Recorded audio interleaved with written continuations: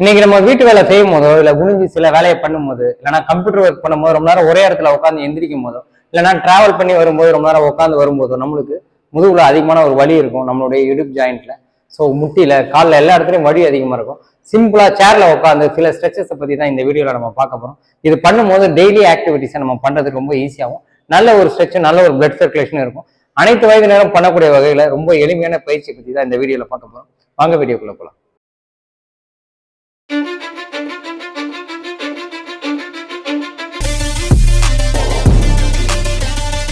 இந்த எக்ஸசைஸ்ல இந்த மாதிரி ஒரு சேர்ல கம்ஃபர்டபுளா உட்காந்துக்கோங்க. ஸோ காலை வந்து ஸ்ட்ரைட்டா வைங்க.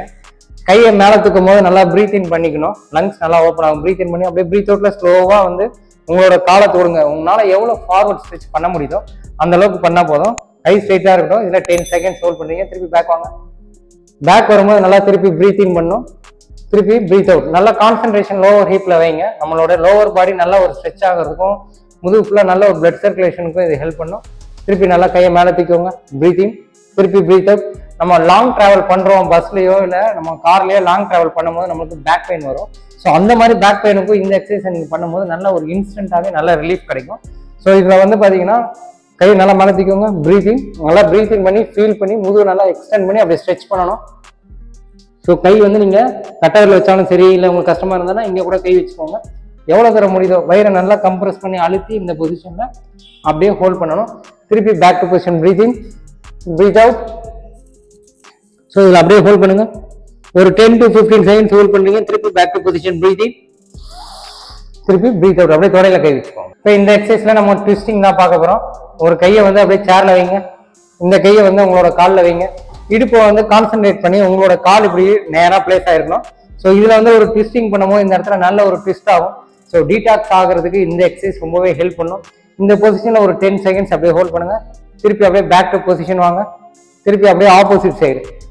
ஸோ இந்த பொசிஷன்ல நீங்க திரும்பும்போது நம்மளுடைய ஸ்பைன் ஃபுல்லா ஒரு நல்ல அலைன்மெண்ட்ல இருக்கும். ஸோ பேக் பெயின் ஏதாவது இருந்தா ஒரு இன்ஸ்டன்டா ரிலீஃப்க்குமே இது ரொம்ப சப்போர்ட் பண்ணும். ஸோ நம்மளுக்கு திடீர்னு ஒரு இடத்துல பெயினா இருக்கு, இல்லைன்னா கொஞ்சம் பிடிச்ச மாதிரி இருக்குன்னா கூட இதை நம்ம ரெகுலரா ப்ராக்டிஸ் பண்ணும்போது ஒரு நல்ல ரிலீஃப் இருக்கும். ஸோ அப்படியே ஸ்லோவா பேக் வாங்க. இப்போ பிரீத் இன் பண்ணிக்கிறோம். இப்போ பிரீத் இன் பிரீத்தோட பண்றோம். பிரீத் இன் பண்ணியிருக்கீங்க. ஸோ அப்படியே பிரீத் அவுட். உங்களால முடிஞ்சா எவ்வளவு டெஸ்ட் பண்ண முடியுதோ அவ்வளோ தூரம் டெஸ்ட் பண்ணிக்கலாம். பிரீத் அவுட்லேயே இருக்கணும்.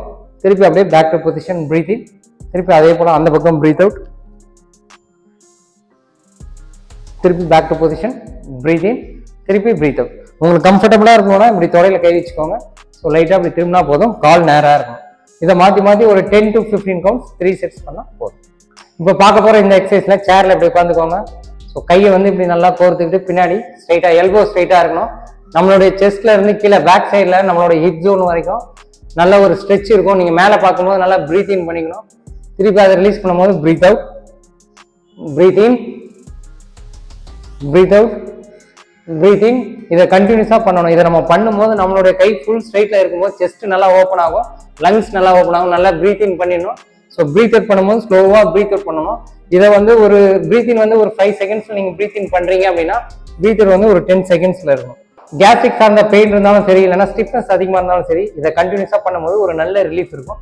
இதை ரெகுலர் ப்ராக்டிஸ் பண்ணும்போது நம்மளுக்கு டெய்லி ஆக்டிவிட்டிஸ்லயும் இந்த மாதிரியான ப்ராப்ளம் வராது. ஸோ இதை வந்து ஒரு 10 to 15 கவுண்ட்ஸ் 3 செட்ஸ் பண்ணா போதும். இப்போ பார்க்க போற இந்த எக்ஸசைஸ்ல நம்மளுடைய காலை எடுத்து நீங்க அப்படியே கையில வைங்க. ஸோ இப்படி கொண்டு வந்து இப்படி வச்சுக்கணும். உங்களால முடியல அப்படின்னா நார்மலா இப்படி வைக்கலாம். இதுல வந்து சிசு பாலாசனா. இதை நம்ம பண்ணும்போது நம்மளுடைய ஹிப் ஜாயின்ல நல்ல பிளட் சர்க்குலேஷன் இருக்கும். ஸோ இப்ப சுத்தி லோவர் பாடியில ஸ்டிஃப்னஸ் இருந்தாலும் குறையறதுக்கும் நல்ல ஒரு ஸ்ட்ரெச்சும் ஃபிளெக்சிபிலிட்டியுமே இருக்கும். இதை கண்டினியூஸா ஒரு 10 to 15 கவுண்ட்ஸ் நீங்க பண்றீங்க. உங்களால முடிஞ்சது அப்படின்னா காலை இவ்வளவு தூரம் வைக்கலாம்.